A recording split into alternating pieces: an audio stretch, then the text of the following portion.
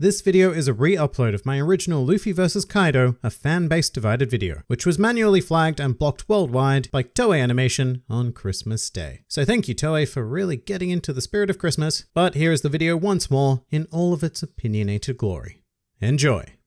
Hello and welcome to the Grand Line Review, your source for everything One Piece. And today it's time to talk about some controversy within the global fanbase, spawning from the recent anime episodes being primarily 914 and 915, the centerpiece of which was the much anticipated Luffy vs Kaido clash. Now there have always been manga critics and staunch anime defenders at war with one another since the beginning of time. In fact, I'm pretty sure those two factions actually predate the dinosaurs. However, I don't think I've ever seen such an intensely split opinion between these two groups. Generally, what will happen is that manga readers will complain that something was not realized properly, be it through art, animation, pacing, or just downright changing events. And anime watchers will be like, yeah, that's fair, but I still liked it. However, in this case, anime-only watchers en masse are praising this fight as one of the greatest events to ever grace this anime, while manga readers seem even more disappointed than ever before. And to be perfectly honest, even though I fall firmly into the manga camp, I do believe that both sides have very legitimate reasons for feeling the way they do, and I'd like to explore that here today.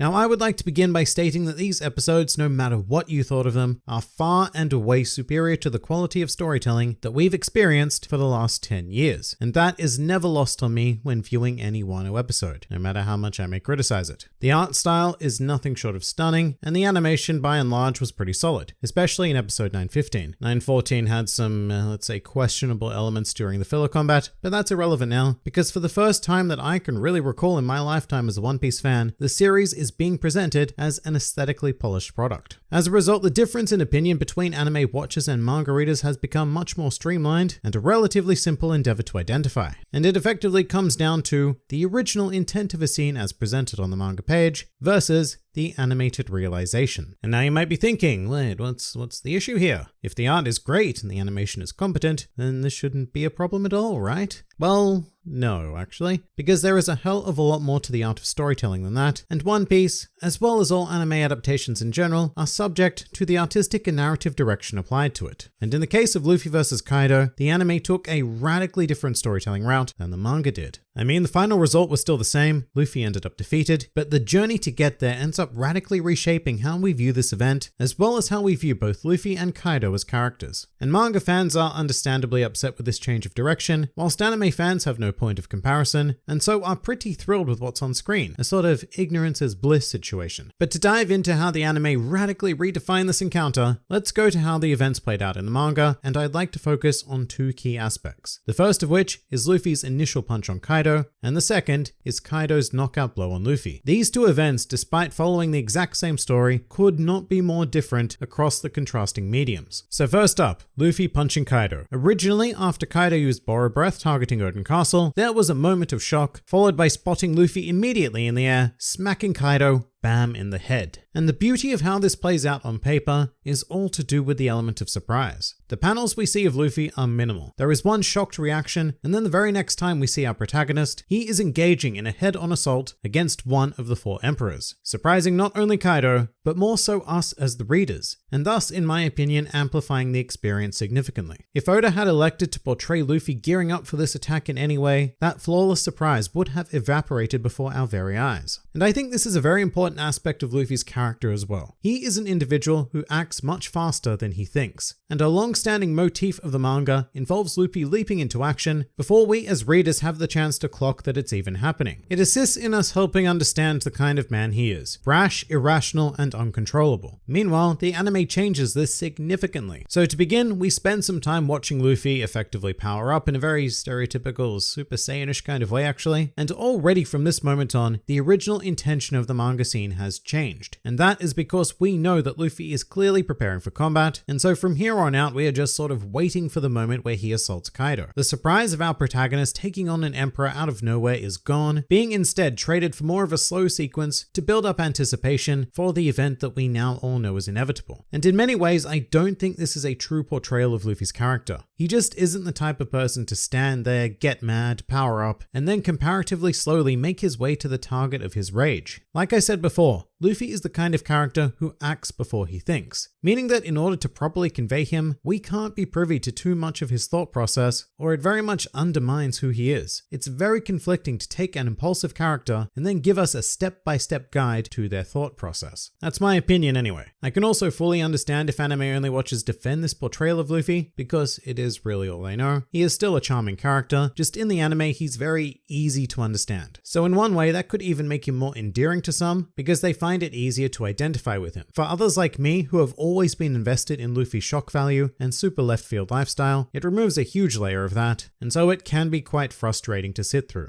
Now let's also talk about the action itself, and may I just say that the anime absolutely nailed the moment of impact when Luffy's fist collided with Kaido's head. It was such a satisfying oomph moment, and very reflective of the instantaneous action of the manga. In fact, I'd say it even surpassed it. However, where the two differ greatly is the decision made immediately after, with the manga choosing to down Kaido swiftly, while the anime milked this moment for, well, everything it was worth, by showing about 1 billion sequential close-ups of Luffy and Kaido, artificially extending the clash. Now this is a very common device implemented by Toei, and it frustrates me on every occasion they use it. To me, action is best when it is swift. Swift is powerful, and every millisecond that the anime delays the outcome of a strike lessens its power. And it's another one of those things where I guess you can argue that the intent behind it may be to amp up the dramatic stakes by having an extended clash whereby you can't necessarily immediately tell who's going to come out on top. And while that's a valid opinion, it just doesn't depict the reality of the situation as presented in the manga, which is why so many readers are annoyed to watch it, because they've been waiting for, I guess, roughly a year now to see this engagement being given the animated treatment,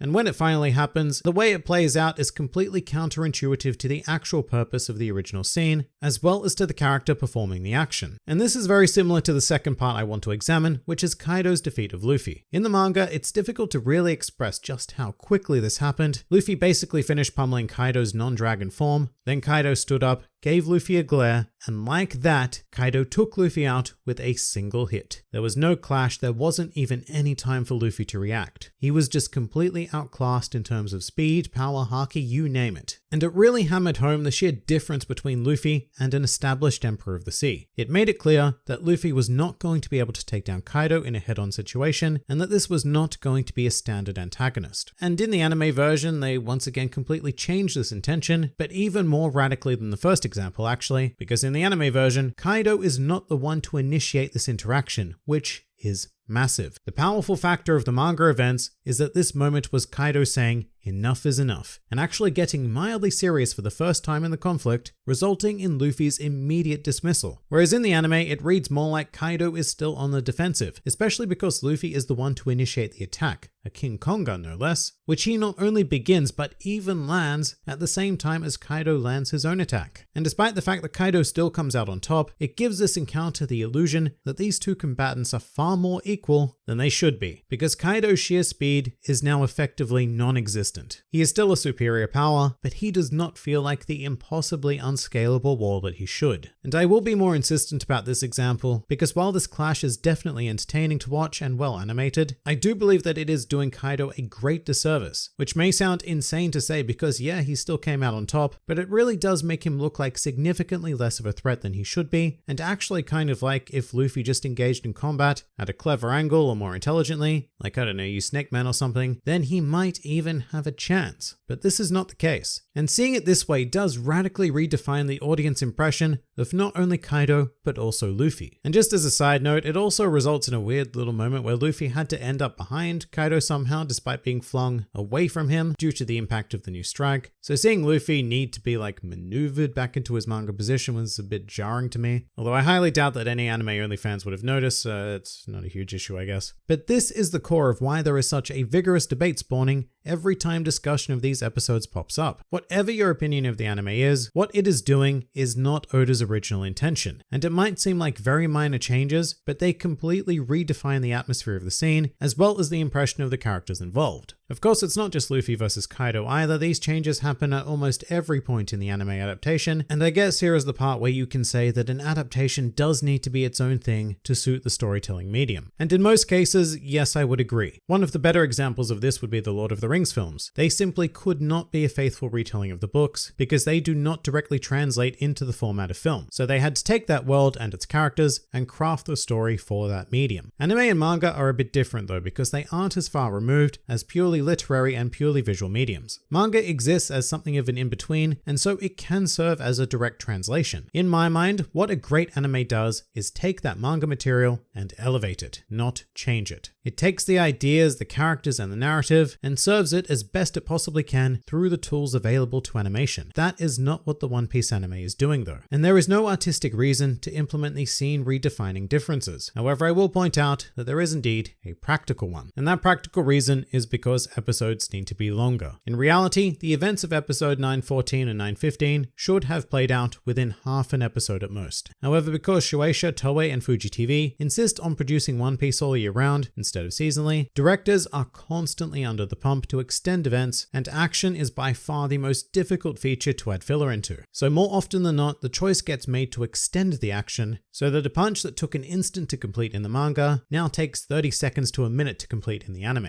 And as someone who is captivated by Oda's brilliant storytelling beats, it is highly unsatisfying to see them consistently undermined, even if they are done so with flawless art and stunning animation. Those things are almost meaningless if the scene doesn't play out correctly.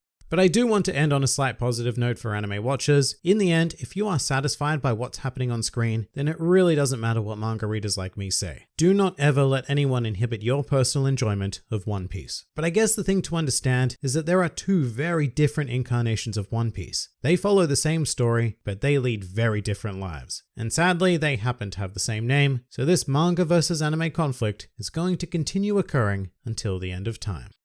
And that pretty much does it for why Luffy vs Kaido has divided the fanbase. If you enjoyed this video and the content this channel produces in general, then please do consider donating to the Grand Line Review Patreon, because the support of all of you amazing people is what continues to make this channel possible. And if you'd like to see more videos like this but applied to other anime and manga series, then please do check out my second channel, New World Review, for all of your wider needs. And if you'd like to join the fun at any time, then please do head over to my Discord server, where a wide array of shenaniganry takes place on a daily basis. And finally, please do comment with your thoughts on the Luffy vs Kaido anime adaptation. This has been the Grand Line Review, and I'll see you next time.